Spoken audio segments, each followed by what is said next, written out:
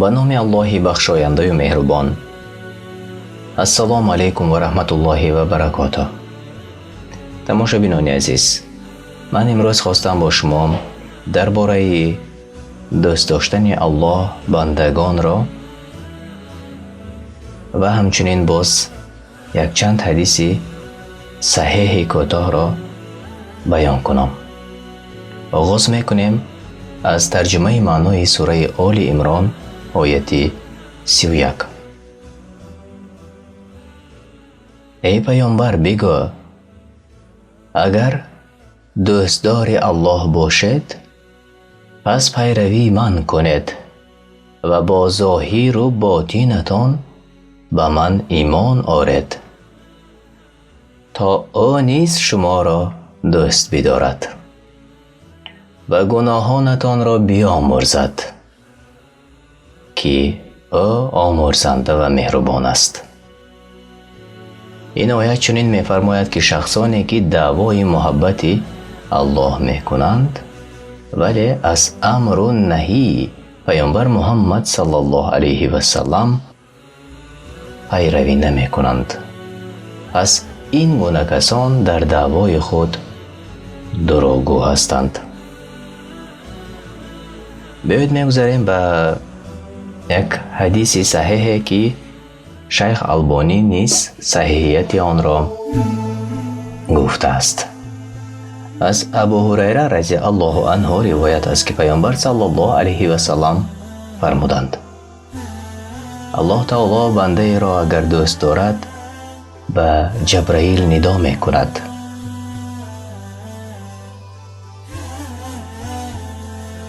که الله فلانی را دوست می دارد، تو هم دوست بدار.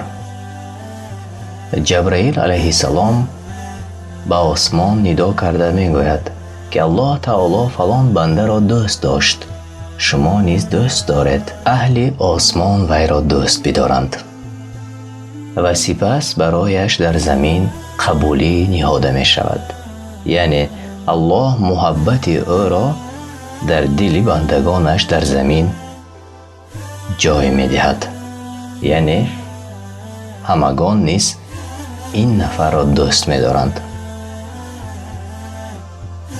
این حدیث از کتاب بخاری آمده است و صحیحیت آن را شیخ البانی تصدیق کرده است.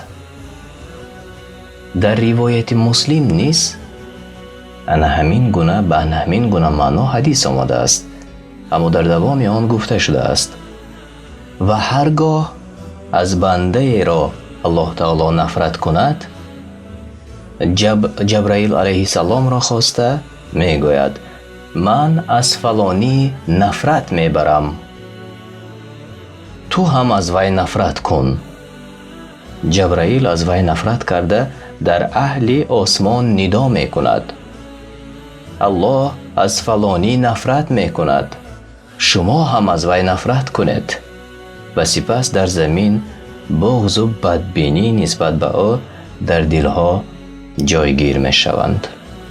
تماشابینان عزیز، ما چیزی را شرح ندادیم بجز گفته های الله سبحانه و تعالی و اینجا چیز دیگر را علاوه کردنی نیستیم و قضاوت به خودی هر یکی ما و شما، چون ما و شما در حدیث گفته گذاشتیم که اگر الله سبحانه و تعالی کسی را دوست دارد و جبرائیل می فرموده است، امر می کرده است که من این بنده را دوست داشتم، تو هم دوست دار. جبرائیل علیه السلام به آسمان ندا می کند و می گوید الله تعالی این بنده را دوست داشت، شما نیز دوست دارید. وقتی که همه آسمان ها نیز دوست داشتند، فرشته های آسمانی نیز دوست داشتند، در زمین نیز انا همون اشخاص، انا همون شخص در بین مردم عزت و احترام پیدا می کند.